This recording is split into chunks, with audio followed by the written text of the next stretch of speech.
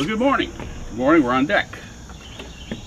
Prep test 87, the first logical reasoning section. And we're going to, again, just practice using IRAC, that's your method, to logical reasoning and the rest of the test. But here we go. Question number 1.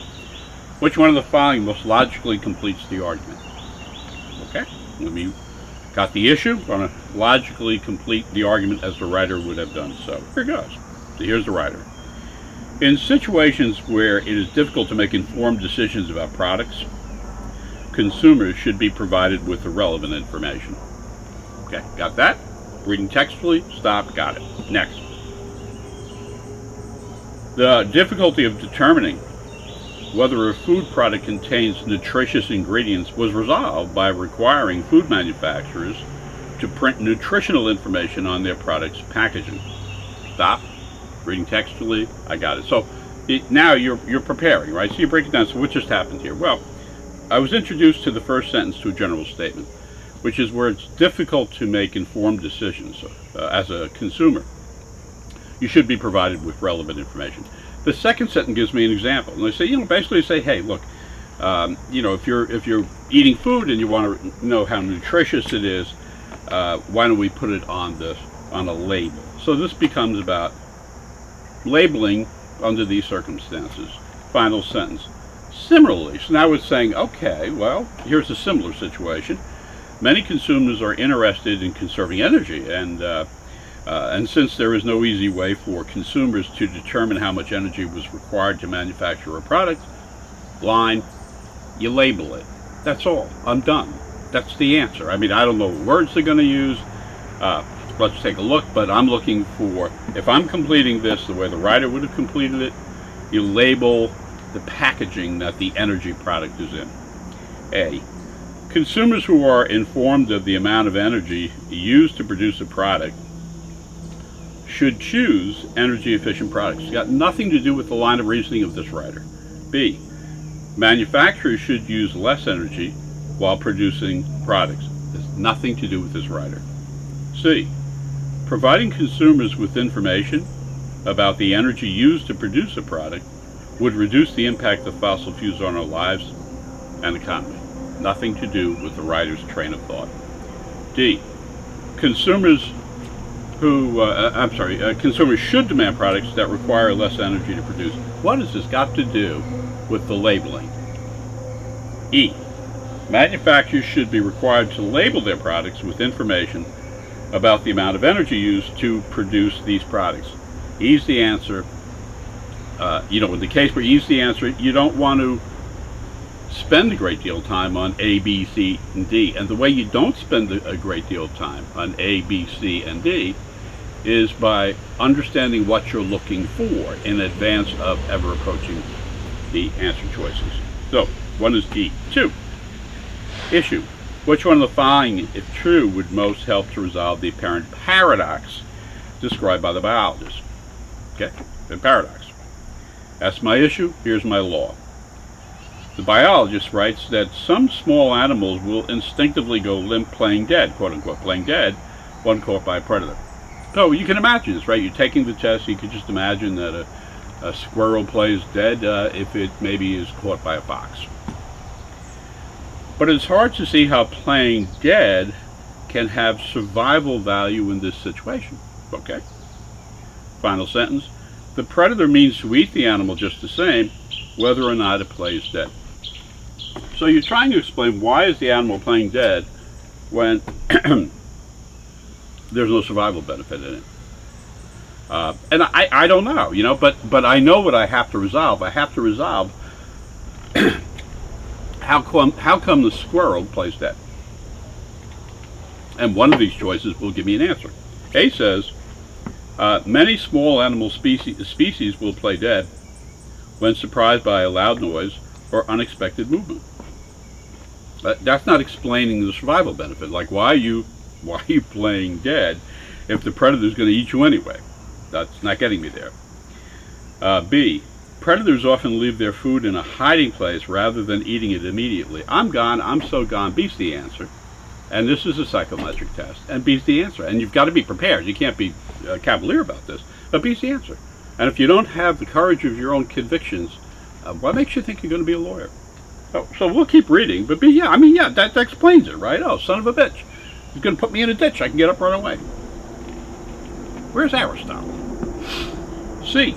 And again, I would never be reading these on the test. C. A small animal is more likely to play dead when caught by a predator if the predator species is common to the area. That's not explaining to me anything about these survival advantages. D. Most predators prey upon a variety of species, not all of which play dead when caught. Shoot me. This is just a waste of time. E. Many small animal species that do not play dead are capable of fighting off predators. Well, what has that got to do with the ones that do play dead? So, the answer to question number 2 is B for Brutus. Question number 3, the issue raised is, and again, all this is IRAC. I'm raising the issue.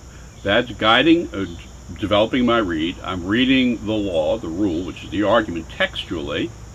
That involves the analysis of the application of the issue to the law. That's when you read textually.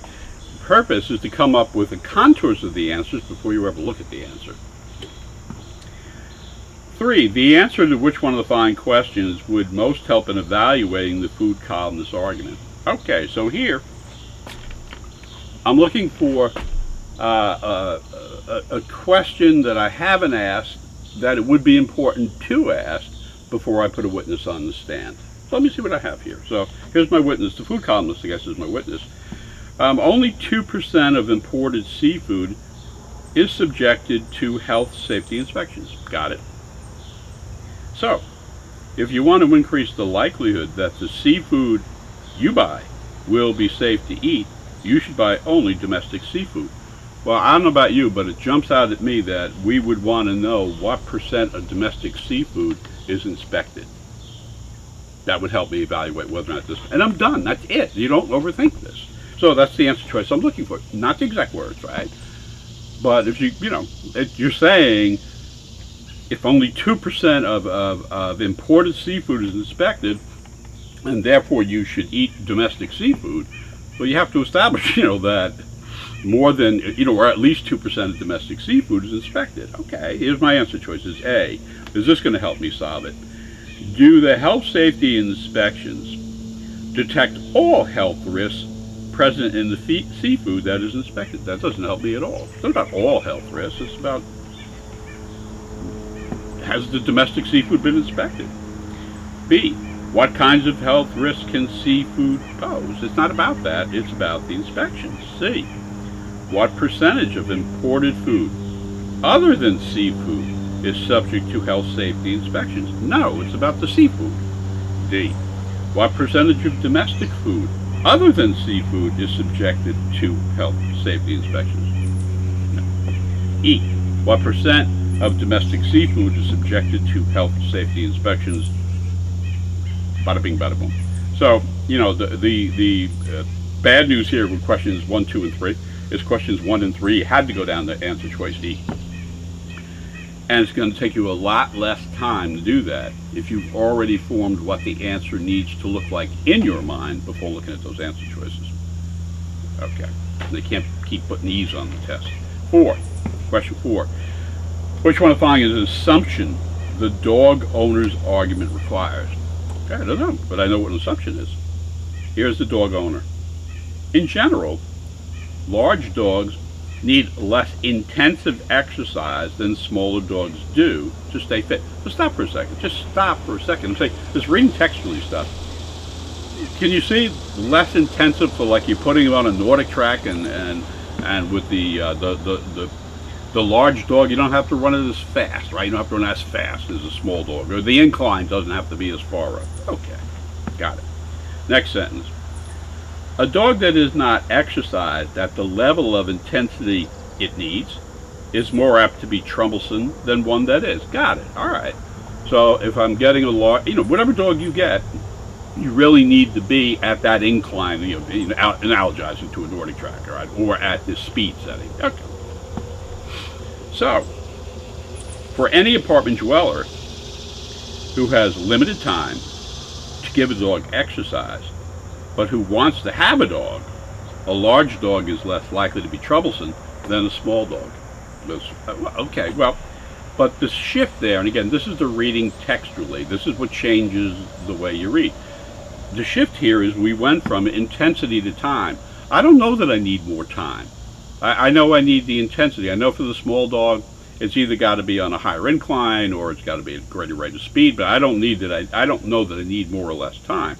So for this conclusion to be true, right, which is what I have to make it, because the assumption is requiring me to validate the conclusion, not to argue with it, to validate it. So to validate this conclusion, right, you have to connect time to intensity, and that's what they'll do. I don't have the exact words, but the assumption is going to be that there is a connection between, that to get to greater intensity requires greater time, something like that, and I'm done. A, an apartment dweller who has limited time to exercise a dog is unlikely to want to own a dog. Why in God's name would you pick A? No, it's not what it's about. It's about intensity and time. B, providing a dog with more intense exercise requires more time than providing a dog with less intensive exercise. I'm out of here. That's the answer. Now, we'll keep reading again. I don't want you to be cavalier on this test, but it is psychometric, meaning if you're going to outperform a standard test taker, you're going to have the attributes, psychological attributes of an attorney, and we do decide things. So B, again, just look at B again, right? Provides a dog with more intense exercise, requires more time than providing a dog with less. If that statement is true, then the argument is not valid. C, at least some apartment dwellers who have limited time to exercise a dog should not own a dog. It's not about owning a dog or not. D, of dogs owned by apartment dwellers, those that live in large apartments are less likely to be troublesome than those who live in small apartments. You're just completely off the reservation now. Now what you're doing on D is you're just using common sense. Oh, yeah. I don't want to put a German Shepherd in a studio apartment. Yeah. That's not what this argument's about. And E, in general, the more often a dog gets exercise, the more likely it is the dog will stay fit. It's not about the frequency. It's about the intensity and the time. So, question number 4 is a wonderful example to me of changing the way you read, reading textually, seeing the shifts in words and terms, and it's all right there. Let's take a look at question number 5. The issue presented, which one of the following is most strongly supported by the information above? Okay, again, just let me, this person writes, this person tells me X, Y, and Z, I'm going to say, and this would be next. Okay, let's see what we have here. One theory concerning the importance of vitamin C in the human diet holds that vitamin C plays a crucial role in the production and the maintenance of the body's supply of collagen, an important protein occurring almost exclusively in connective tissues and bones. So stop. It's a long sentence, got a lot of words in there, but 3 major terms jump out at me. 1, vitamin C. 2, what does it do? It plays some role in the production of collagen, which, I don't know what it is. And 3, the collagen is a protein that works almost exclusively in connective tissues and bones. So that's the way you have to read. You went from vitamin C to collagen to connective tissues and bones. There's a connection there. 1, 2, 3. Okay, so now I have vitamin C, connective tissue and bones. Final sentence here.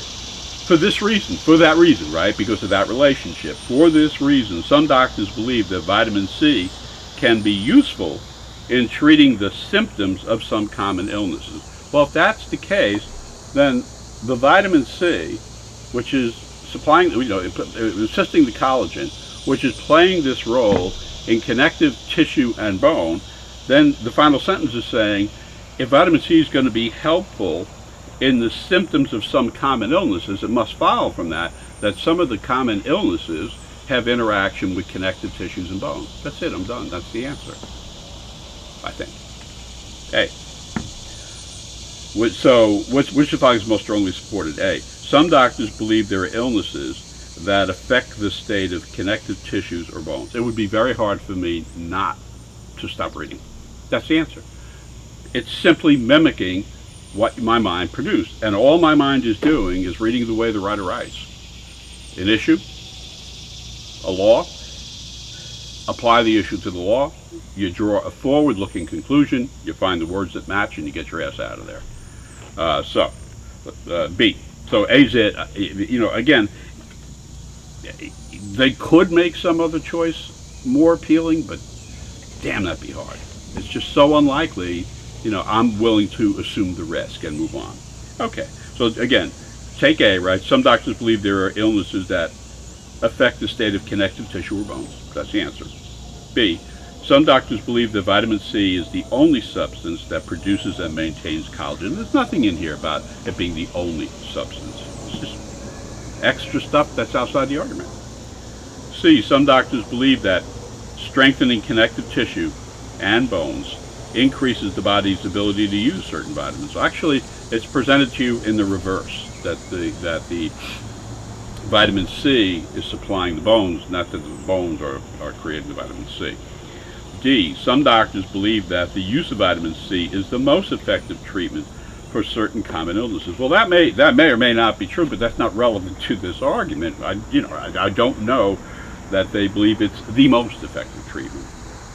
And E, some doctors believe that any illness that can be ameliorated with vitamin C causes deterioration of connective tissues and bones. And I don't know that they are suggesting that any illness can do that. I believe I was told that there are some common illnesses that are implicated by this. So I'm going to stop there.